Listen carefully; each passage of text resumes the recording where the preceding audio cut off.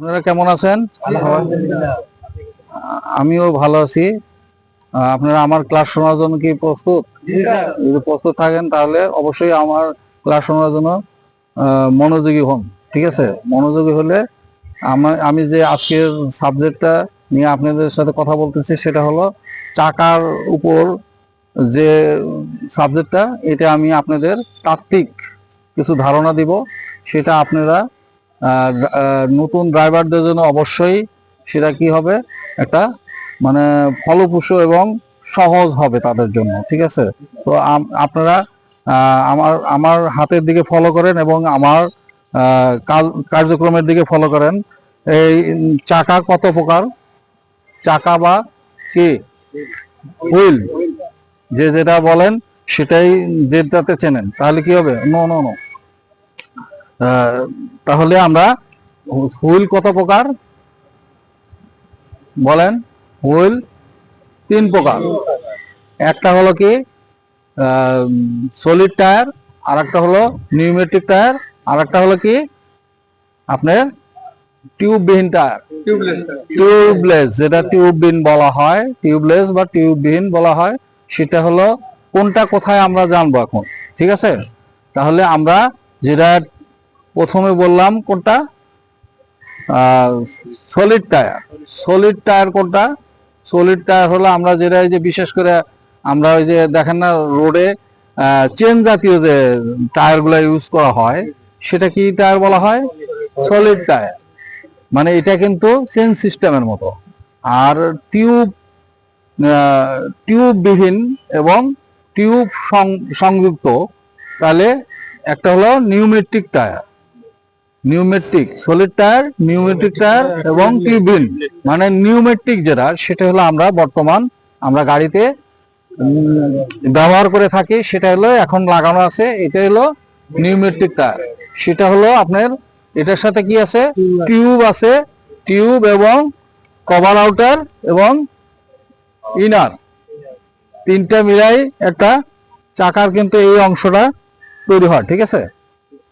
তো বিস্তারিত আমি আলোচনা করব না, একজন চালক হিসাবে যেটা দরকার সেটাই আমি ধারণা দিয়ে থাকবো। ঠিক আছে? তো তাহলে আমরা আরেকটা হলো কোথায় ইউজ হয়, সেটা হলো টিউবলেস, যেটা বিমানে ইউজ হয়। তাহলে আমরা তিনটে টায়ার সম্বন্ধে আমরা জানলাম, ধারণা পেলাম। ঠিক আছে? কোনটা কোথায় ইউজ হয় সেটা আমরা ধারণা পেলাম। ঠিক আছে? তাহলে আমরা আসি এখন আমরা নিউমেট্রিক টায়ার যেটা, সেটার উপর আমরা ক্লাসটা আপনাদের জোরালোভাবে দেখাচ্ছি। সেটা হলো কি, এখানে অনেক কিছু ধাতব ম্যাটেরিয়াল দিয়ে কি করা হয়, জমায়িত করা হয়। জমায়িত করা হয়, এখানে অনেক কিছু আছে, তার আছে, তারপরে আপনার রাবার আছে, তারপরে আবার কটন আছে, প্রায় 5-6টা আইটেম দিয়ে এটা কি করা হয়, জমানোর পরে কি হয়, এটা একটা কভার আউটার, যেটা এই এই অংশটারে খালি ফাঁকা জায়গাটার খালি এই কভারটা কি কি বলা হয়, এটার নাম কভার আউটার। আর এর ভিতরে একটা জিনিস থাকে, সেটা কি? টিউব। টিউব।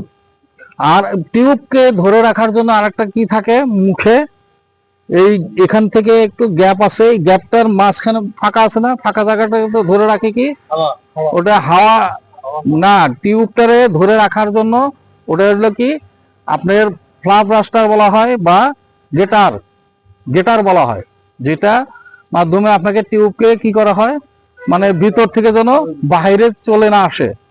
ঠিক আছে? তো আমরা এই এতটুকু জানলে হবে, একটা একটা চালকের জন্য কি পুরোপুরি বেশি জানার দরকার নেই, এতটুকু জানলেই হবে। আর এর সাথে এটা কি থাকে, একটা পুরাটা হুইল ড্রাম।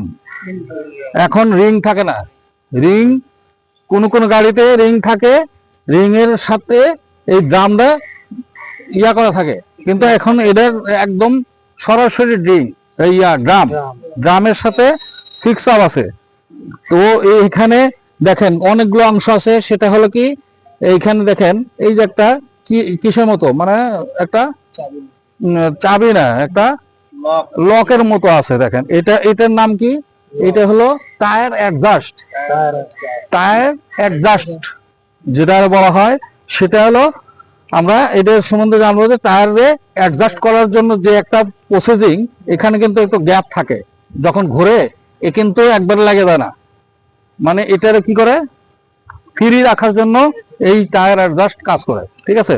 তারপরে দেখেন এই যে বিভিন্ন ইয়াতে হুল ড্রামের সাথে বিভিন্ন জায়গায় পুরাটাতে কি আছে, ফাঁকা আছে। ফাঁকাটা আপনি কিসের জন্য ব্যবহার করা হয় বলেন? ওটা হলো ফাঁকাটা শুধু ব্যবহার করা হয় এয়ার ভেন্টিলেশন, যেটা বলে আমরা ঘরে ভেন্টিলেশন রাখি না, কিসের জন্য? বাতাস আপ ডাউন করার জন্য। এটার ভেন্টিলেশন কেন রাখা হয়েছে? ভিতরের এবিএস সিস্টেম ব্রেক আছে, ওটারে কি করবে, চলমান অবস্থায় কি করবে, ঘূর্ণায়ন অবস্থায় এ কি করবে, বাতাসটারে আঁকড়াইয়া ওটারে কি করবে, ভিতরে ঠান্ডা করবে বা গরমটা বের করে দিবে, এটাই তার কাজ, ঠিক আছে। তাহলে এখন নিচের অংশে আসেন, সেটা কি আছে, নাট এবং বোল্ট। আমরা নাট কোনটারে বলে থাকি? নাট কোনটারে বলে থাকি? বোল্টারে নাট লিখে রাখেন, আর লম্বাটা হলো বোল্ট, ঠিক আছে। তো বোল্ট আর নাট হলো দুইটার মধ্যে পার্থক্য আছে। একটা হলো প্যাচ, প্যাচ যেটা ভিতরে প্যাচ, সেটারে কি বলা হয়? নাট।